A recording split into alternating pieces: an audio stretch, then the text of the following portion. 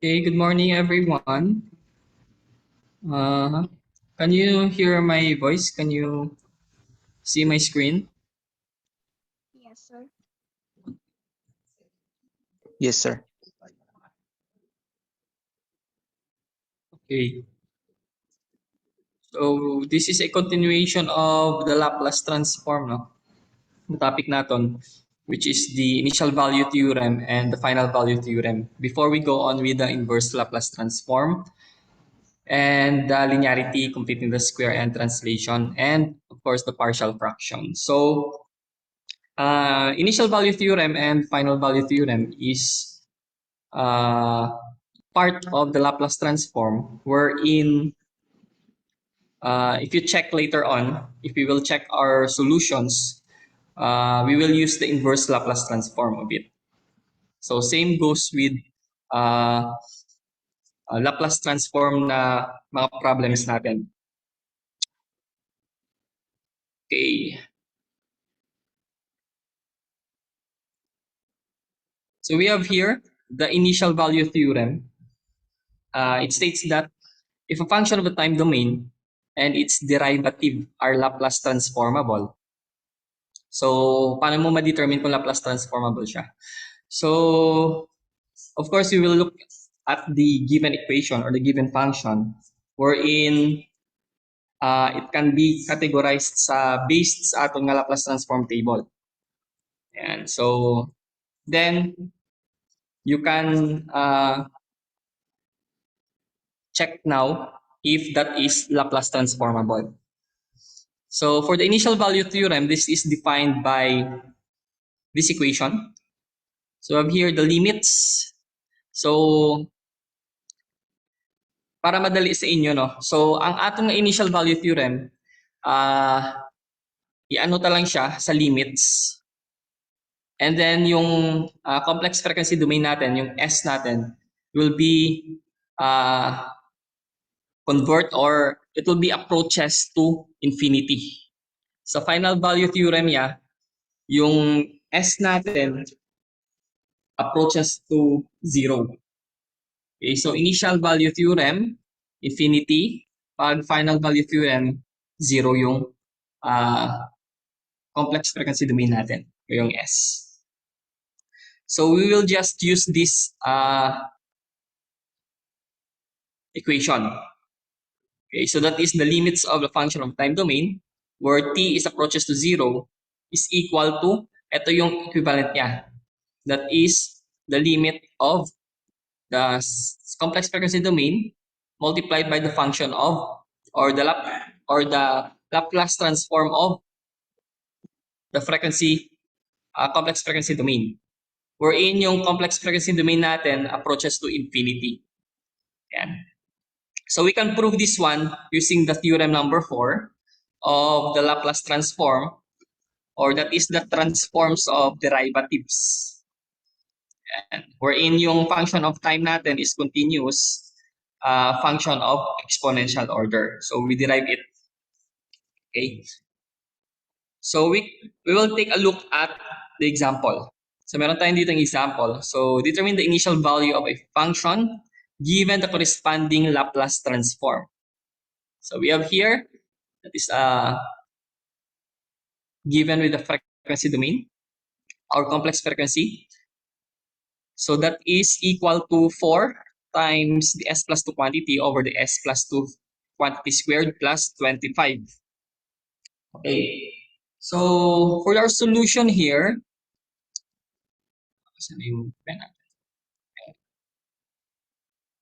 so saan ba yung function of ano natin? Ito, di ba? So we will just given this one. So yung formula natin is ito. Ito yung formula natin. That is the limit of the s times the function of s. Yan. So yung function of s natin is ito. The function of complex frequency domain. Ito siya. So we will just copy the formula. Ito. So substitute natin yung value dito. So therefore, you have now limit of s times the function of s. That is 4 So this is the Laplace function. So that is 4 times s plus 2 over this one. Ayan. And then, for this case, we divide both numerator and denominator by s squared. So, this is to factor out the s.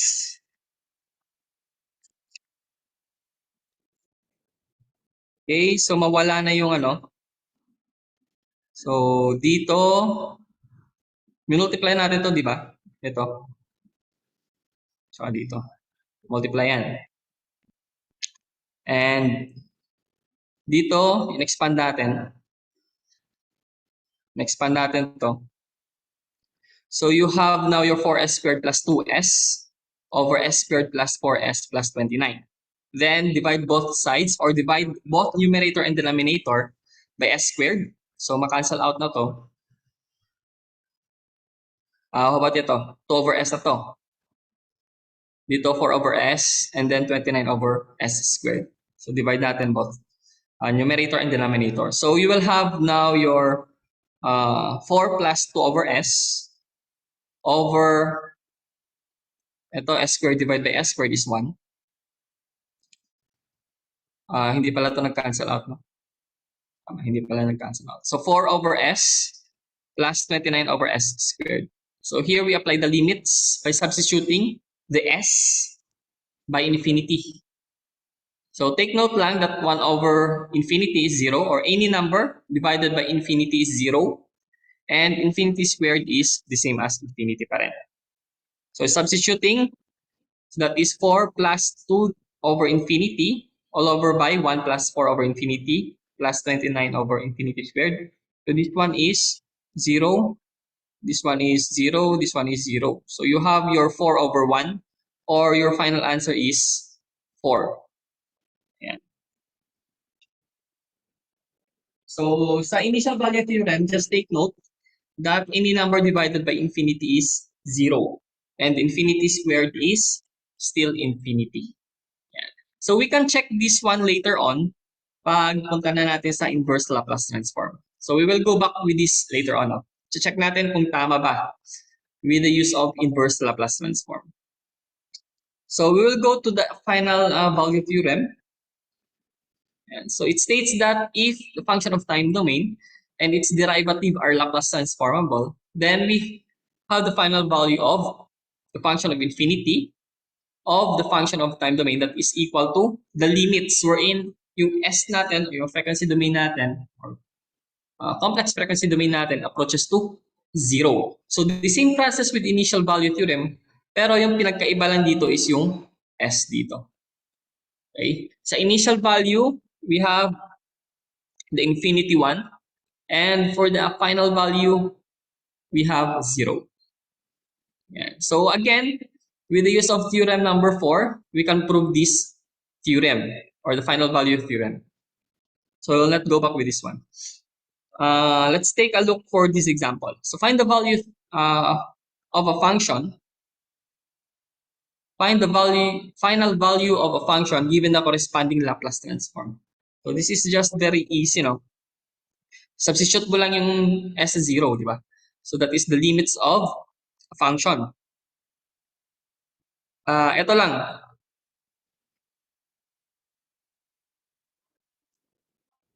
Ayan. So that is s plus 3 over s times s plus 2 quantity.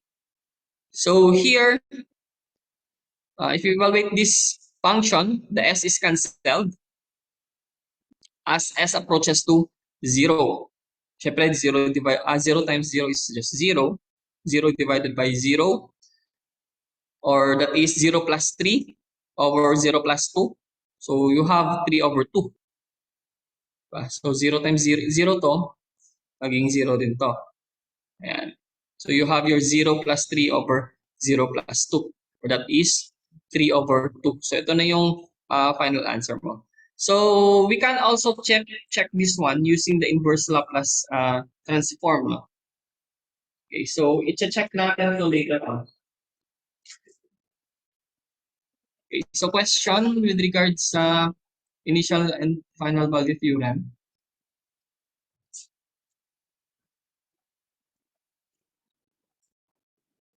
So, madali lang to.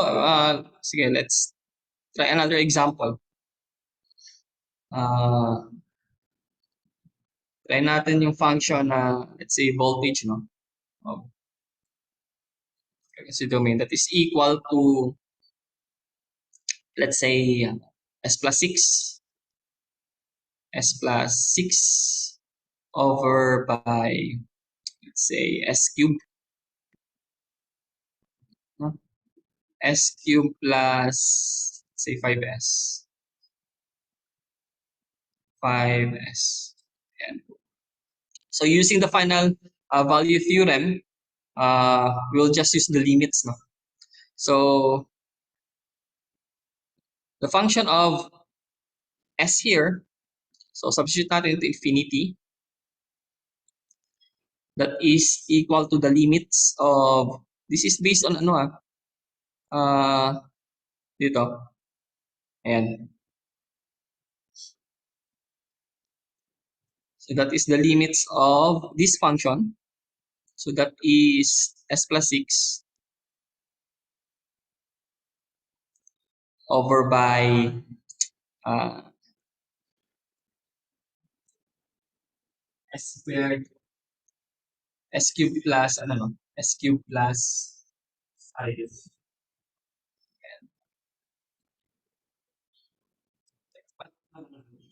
Ayan, sige.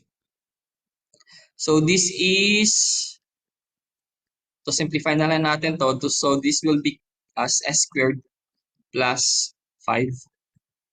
Simplify natin. As s approaches to 0. 0.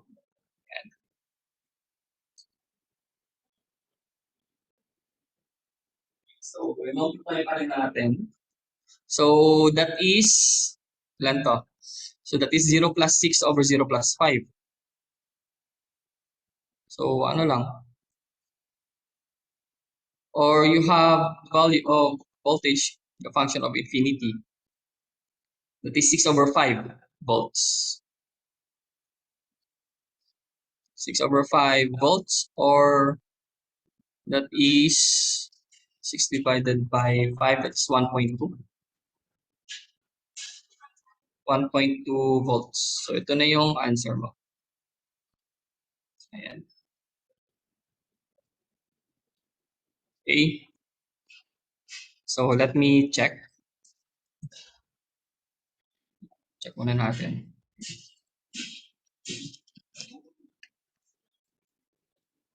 This is ano final value theorem. I will just check using the calculator.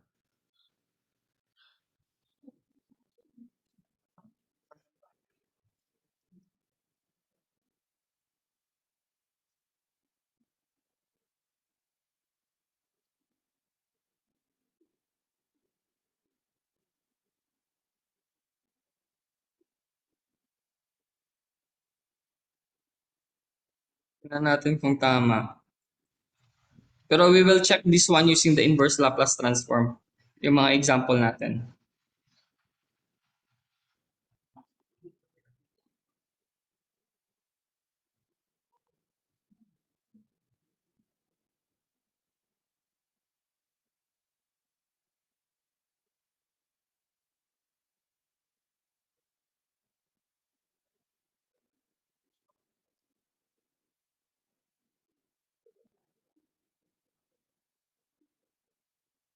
Okay, so we will now go to ano.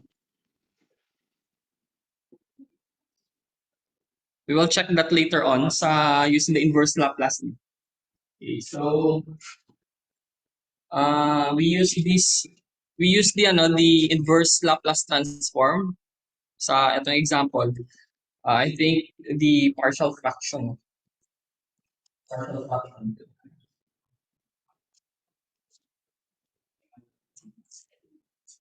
Okay, so for the inverse Laplace transform naman, so we have here our table. for the inverse Laplace transform. So that is the inverse Laplace of the function of frequency domain is just equal to the function in time domain. So familiarize the if hindi kaya ma-memorize, familiarize na lang the table of inverse Laplace transform. So we have three types on how to deal with the inverse Laplace transform. So we have the linearity, the first one. So we can use the linearity in order to evaluate the inverse Laplace transform of a given function. Then second one is the completing the square and translations. And the third one is by the use of partial fractions. And so dito muna tayo sa linearity. Ayan. So kabaliktaran lang to, yung table na to kabaliktaran lang sa Laplace transform. No? So we have here examples. So first one, so find the inverse Laplace transforms of the following as a function of t, or a function of time domain. So that is the inverse Laplace transform of this function. So that is 4 over s minus 3. And so here, kung titingnan natin, we can evaluate this one, no? So ito kasi, this is constant, di ba? So lalabasan natin to siya. So you have your 4 inverse Laplace of 1 over s minus 3. So this one, you have your 1 over s minus 3. So here we can use the constant multiplication property of the inverse Laplace transform. So, titignan natin sa table. Saan tayo yung may 1 over s minus k? Yung k natin is ito yung 3. Okay. Tignan natin. So, using the Laplace transform, ito yung equivalent niya. So, that is 1 over s plus minus k. So, if this is s plus k, yung dito, yung power mo is negative. E raised to negative kt. Pag s minus k siya, of course, positive siya. Mag-i-inverse yung sign niya dito. That is e raised to positive kt. Yan. So in this case, sa example natin, we have 1 over s minus 3. So that is equivalent to 4 times Laplace transform nito. That is e raised to minus to, so positive. So positive kt. Or that is positive 3, 3, 3t. Ayan. So therefore, your answer is 4e raised to 3t. So this is your final answer. Ayan. So, magpusabi sa inyo kayo okay notes na ng exam.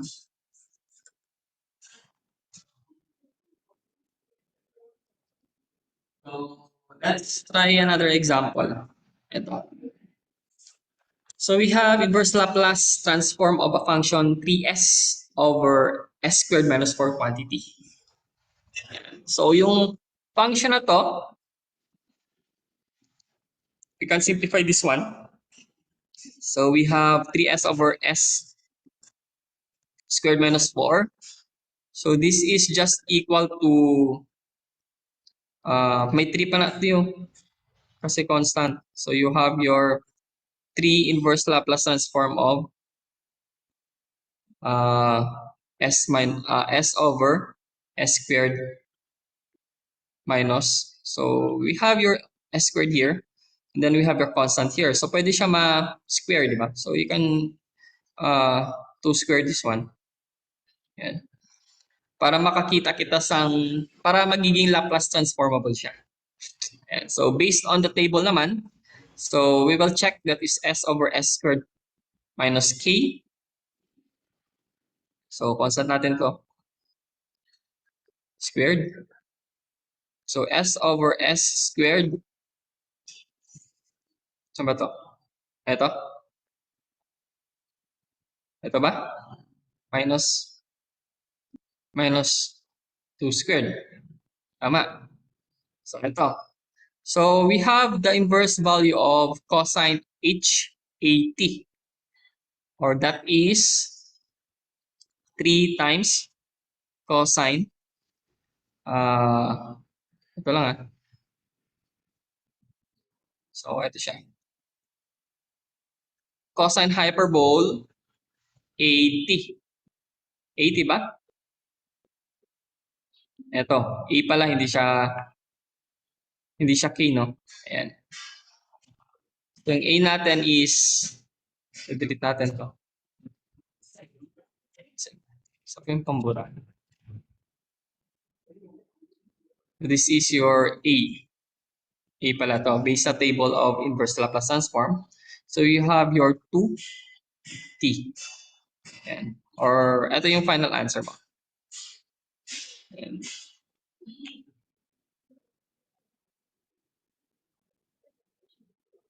Tama ba? Is it correct?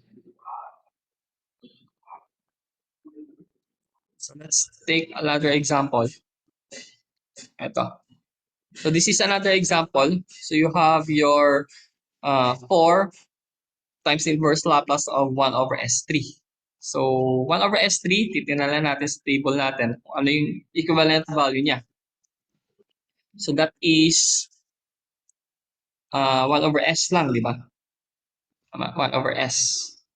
Or we can simplify this one as 1 over, or that is 2. Ito kasi 2 factorial is 1, di ba? Then expand natin to. That is S raised to 2 plus 1. So this is just equivalent to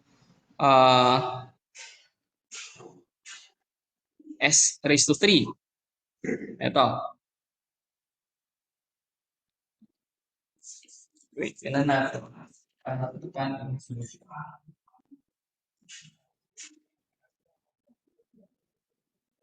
Okay, so this is in t squared pala to. T squared siya. So that is also equal to 2 over S cubed. 2 over S cubed, so 2 factorial. Ano ba yung 2 factorial? 2 ba o 1? 2 times 1 na yun. Wait, I will just check it out.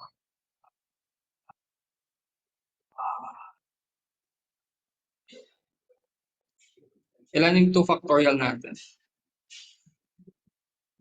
2, di ba? Ayan. So, 2 tama. So, this is the Laplace transform of the t squared of a function. Ayan. And then, dito na tayo. So, we both divide both sides by 2. So, you have your... bakit pag ano to? Okay. So, you have your 1 here. You have your imaginary 1 here. Ayan.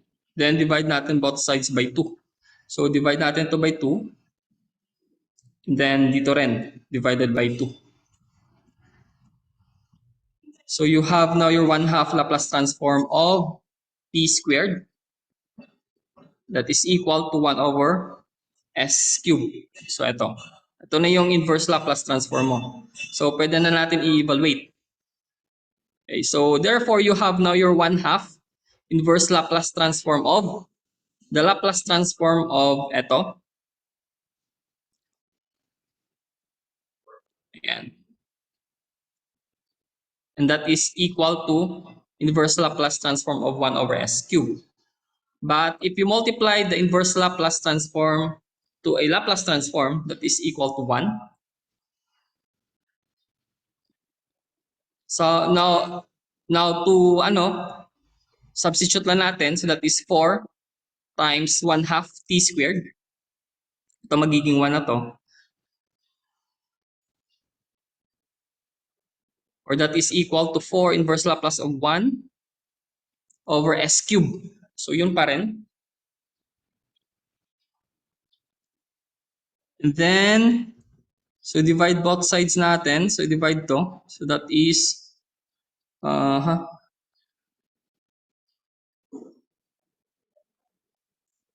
wait, ilan ba yung ano natin? Okay, so that is 4 inverse Laplace of 1 over S cube. So, binalik lang natin yung constant natin, no? Dito. Or that is with the use of inverse Laplace transform table. So, you have your 2t squared. So, yung 1 over S cube natin, that is,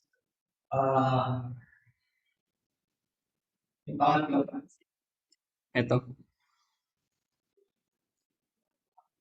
this one.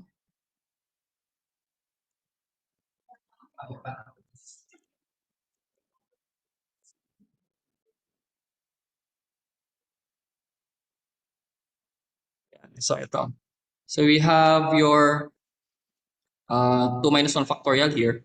So, you have your t raised to 3 minus 1, or that is t squared. Ito.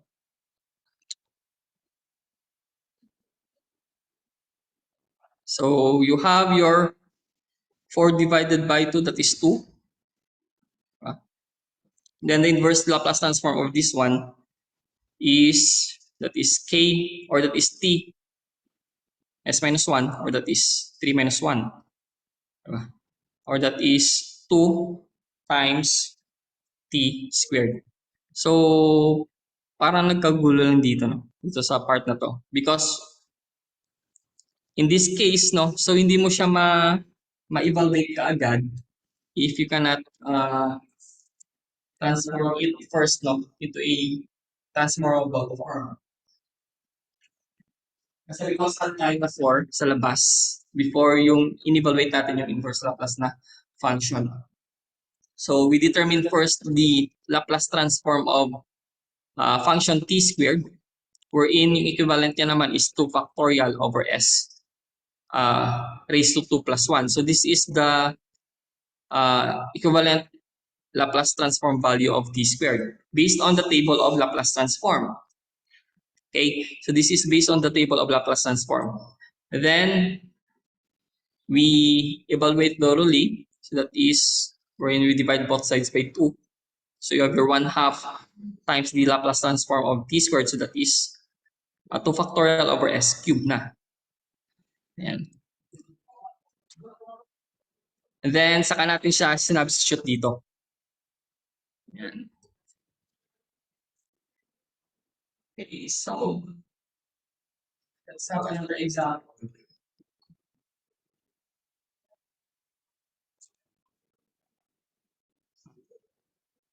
Wala na ba? Wala na example.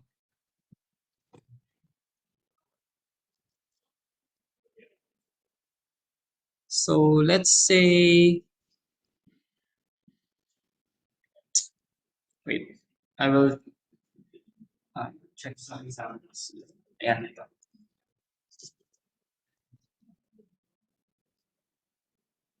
So we have here the function of 6 over, let's say, inverse Laplace transform of function that is 6 over s squared plus 49.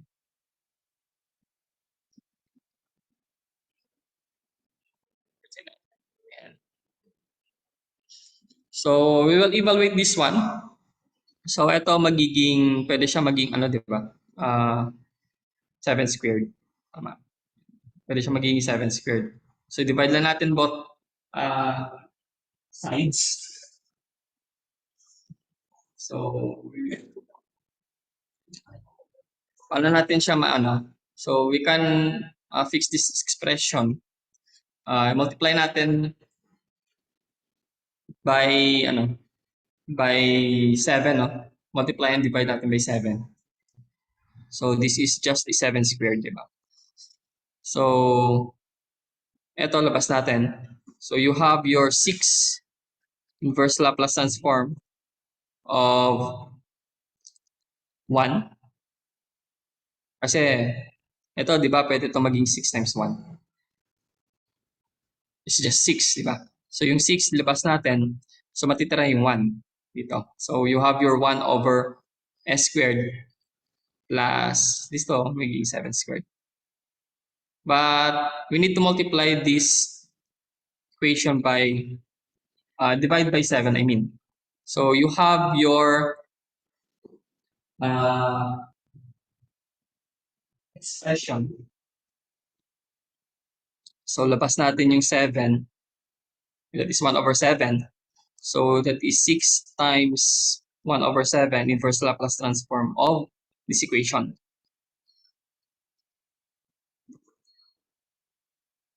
Or 1 over s squared plus 49 7 squared. Or this is equal to 6 over 7. Pwede naman divide by both sides na lang by 7. Just like what we did sa kabila. Ito. Ayan. So 6 over 7. And then what is 1 over s squared plus ano ba to? A squared. Okay, so at ito. Ito ba yun?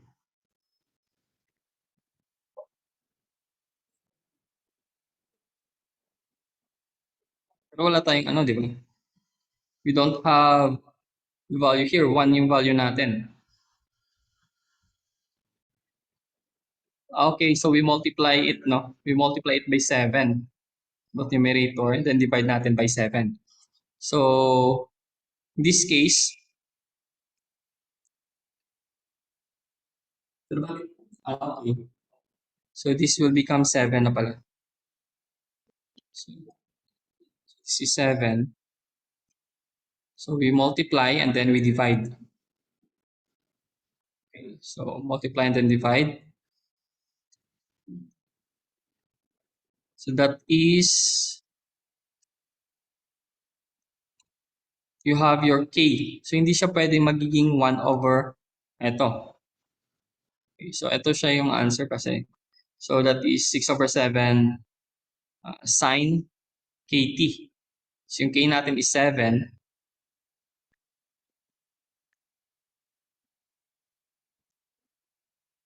Kt.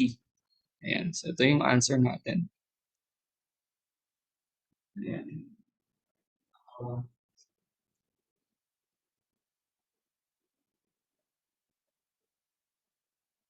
So you just fix up the expression by multiplying and dividing by 7. So yun yung to get the 7 squared here, the 49. Okay.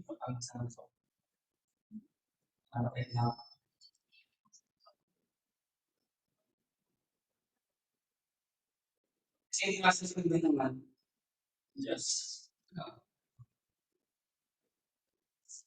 ano ba lang yun, French kami, ibalik lang natin yung expression. So this is for the linearity. This is for the linearity. So, tingnan natin yung completing the sphere.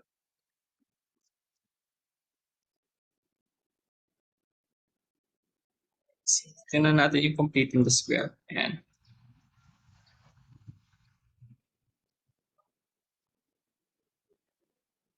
Okay. So, for this equation or for this process, no, we apply the same pa rin, pero iba lang yung function. Kasi each inverse or each function na given, it depends on how you will evaluate that Laplace transform. You can evaluate it in linearity kung pwede siya, or you can evaluate it in completing the square and translation. So depende sa given na problem. So in this case, we have here completing the square wherein yung denominator mo is talagang naka-ano siya, naka-format siya na uh, perfect square. Okay? That is s squared minus 2s plus 9. So yung denominator mo. So may given na function na ganito. Okay? Pero pag simple lang, let's say s squared plus 3, then you can go with it or you can evaluate it with the use of linearity. Pero pag meron ng s squared minus 2s plus 9, then you can choose the completing the square and translation. Ayan. So first we will evaluate this one. So complete natin yung yung square niya. So this is in terms of denominator, so this s squared minus 2s plus 9. Or you can have it expand natin. So expand natin to. This is just equal to s squared minus 2s plus 1 plus 8. Diba? So ito, 9 din to. Then, ito yung tinatawag natin translation. So you can separate this one. So you have your s squared minus 2s plus 1 quantity plus 8. Okay? Then,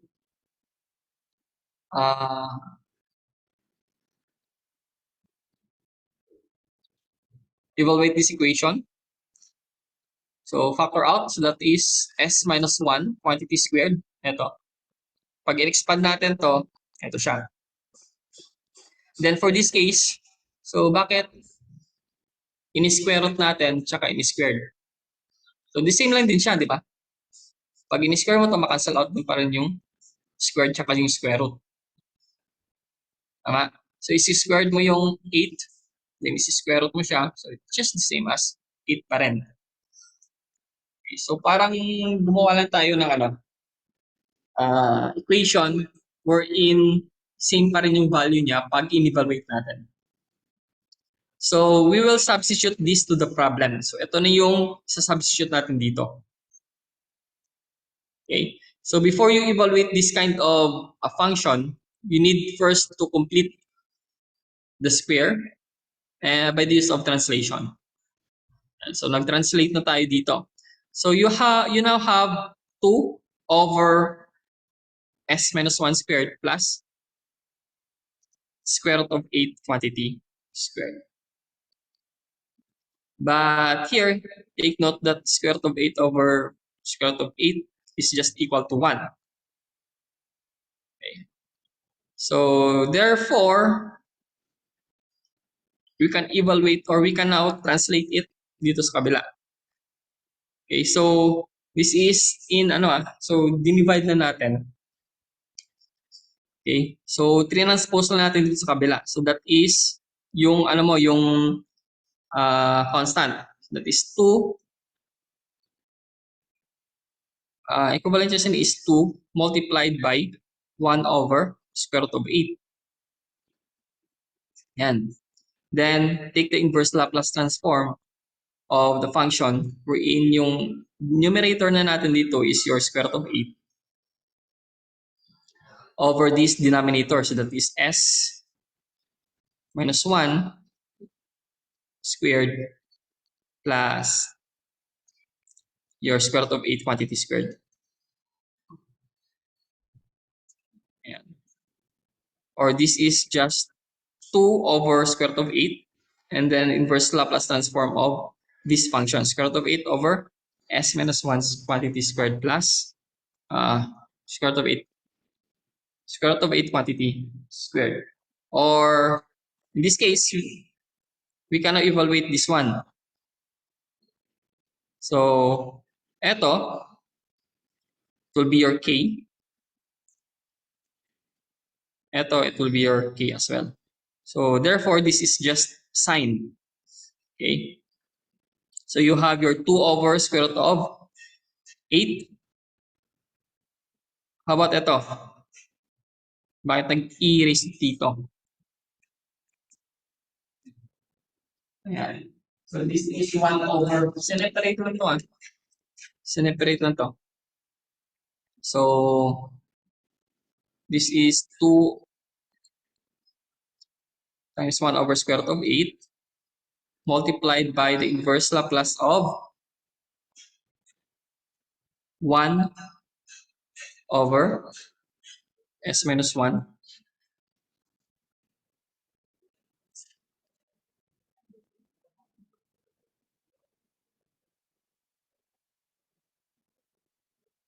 multiplied by inverse Laplace transform of square root of 8 divided by s plus 1 squared plus, wala na tong squared pala. Ano na lang ito natira? S na lang, no? S squared na lang. S squared plus, sineparate lang natin yung ito, yung denominator na ito. Square root of 8 quantity squared. So you have your s squared, you have your k squared here. Then ito, so what is the value of this one? So positive t, di ba? Kaysa negative to. So this is just inverse Laplace of 1 over s minus 1. So this is equivalent to e raised to positive t. And then equivalent nito, that is sine. Kasi positive, then k, t. So that is square root of 8 t. So you have your 2 over square root of 8. So your answer is 2 over square root of 8 multiplied by e raised to t multiplied by sine square root of 8t. Or to simplify, ito siya. Yan. Any questions? Clarifications?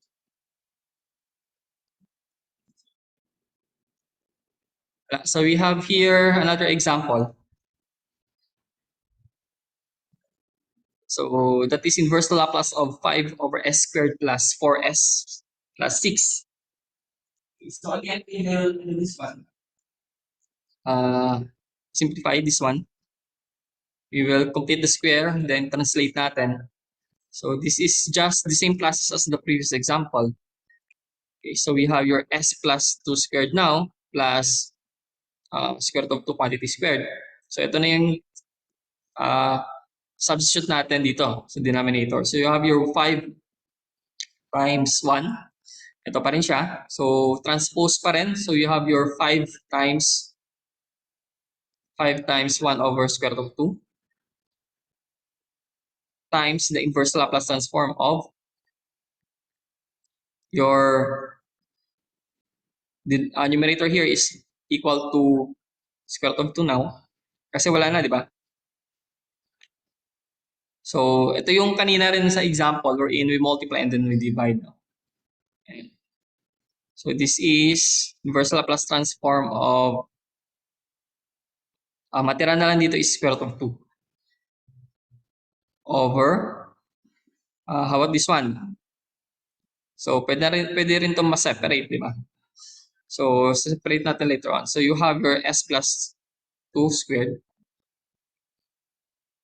plus you have your square root of 2 quantity squared. So, expand natin to. So, that is 5 times 1 over square root of 2 multiplied by inverse Laplace transform of, ito muna. So, separate muna natin itong s plus 2 squared. So, i-expand natin to. So, this is just equal to 1 over s plus 2.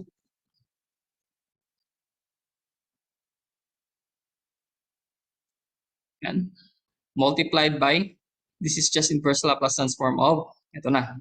It is square root of 2 over ito. So, in-expand natin to. So, you have your s squared plus square root of 2. So, yung square root of 2 mo is k. Dito pa rin. Ito rin yung k mo. Dito. Okay, so you have your 5 over square root of 2 multiplied by, what is the inverse function of this one? So, this is just e raised to negative t kasi positive to. e raised to, wait, may 2 ka dito. So ito yung, ano mo, k mo, 2. So you have your negative 2t multiplied by, what is the inverse uh, of this function? So you have your sine square root of 2t. So this is your answer. Or simplify ito. Ayan. So, is it correct?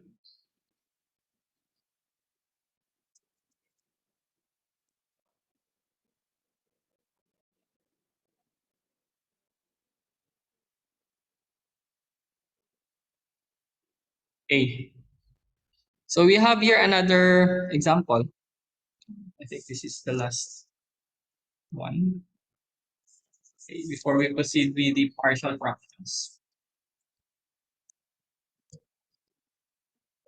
Okay.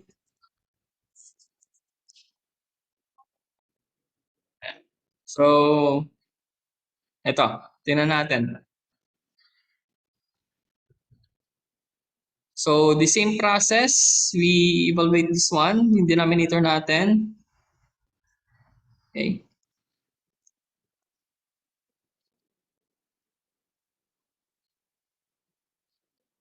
Okay. Yan. So, ito perfect square to kasi 4 squared is just 16, di ba? So, we don't need to, ano na, gumawa ng square root, then a quantity squared. So, no need that one. So, you now have uh, this one. So, you have s minus 5 is equal to s minus 3 minus 2 times 1. Yan.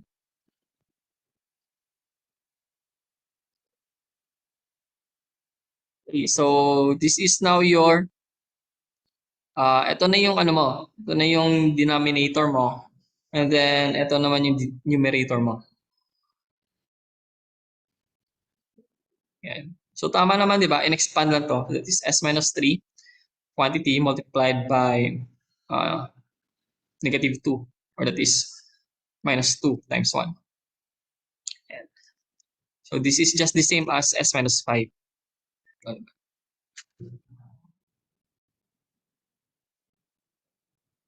So, ito, in-expand.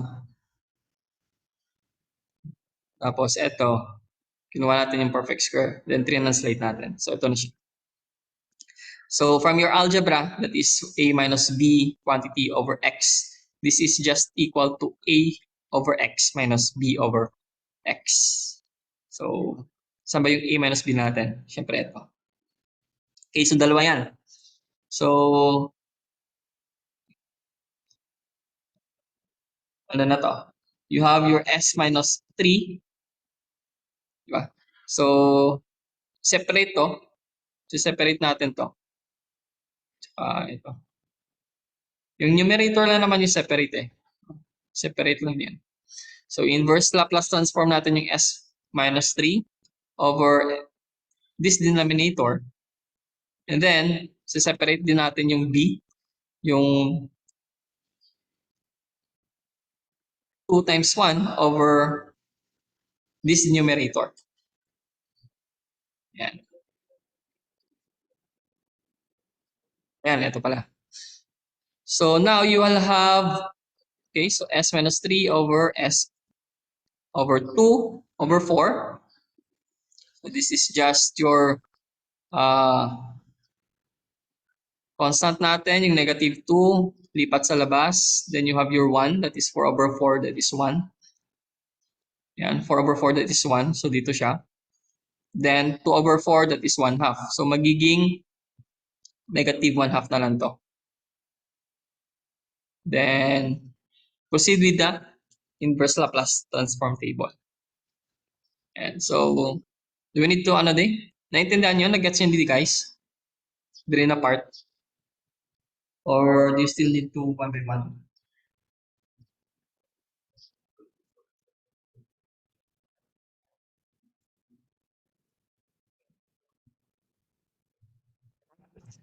So your answer would be this one. Ano siya? So in-expand pa rin natin to. Ito. Yung S minus 3. So kinuha natin siya. So you have your e raised to 3t.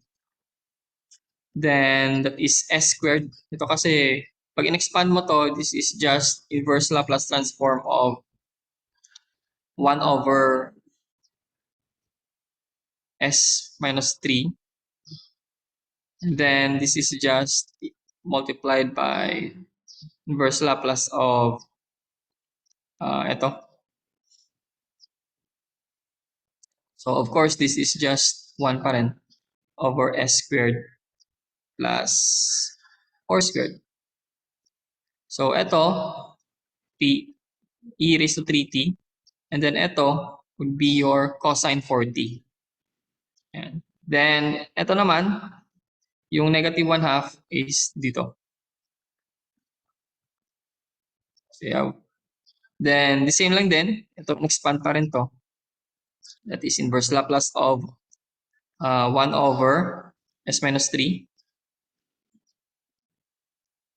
multiplied by inverse Laplace of, ito kasi 4 na di ba? 4 over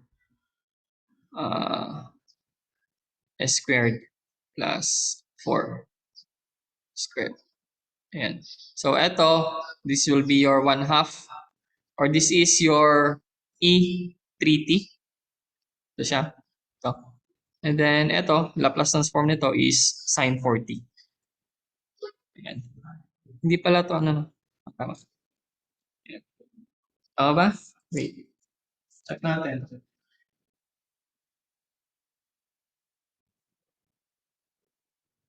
Hindi pala 1 to, no? Cosine pala to. So since this is S lang pala to. Ayan. This is just S. S over S squared.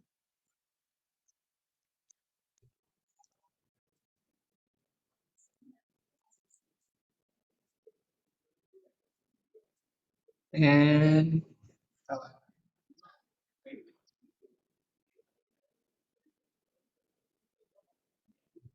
ayan. So this is now your solution for this one. Okay, so I think wala tayong oras for the partial fractions. So we will continue the discussion for this one by next meeting. Okay, so discuss natin yung partial fractions kasi medyo mahaba pa to. You have, I think, 3 cases with this one. We have 2 methods, no? So we have 4 cases. That is factors of denominator, linear and distinct. Factors of denominator, linear and repeated. And we have factors of denominator, quadratic. Then factors of denominator, quadratic and repeated. And then for these cases or for this method, we have 2 methods. So that is the equating coefficients and then the Heaviside method. Yung second method niya. Ayan.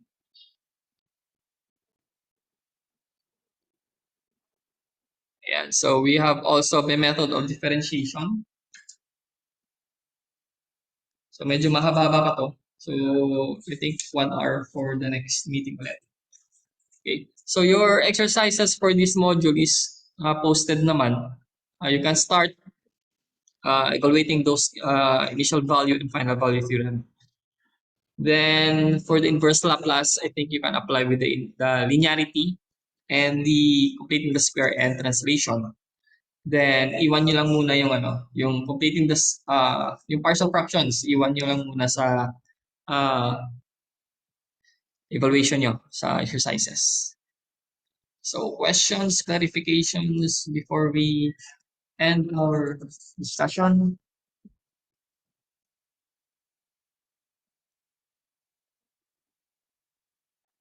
Why naman? None? Okay, so I think that's it. So see you na lang later sa atin Sir. sa technopreneurship na subject later on. Okay? So thank you for joining our class today. Bye-bye. Bye-bye. Bye-bye, sir. Thank you, sir.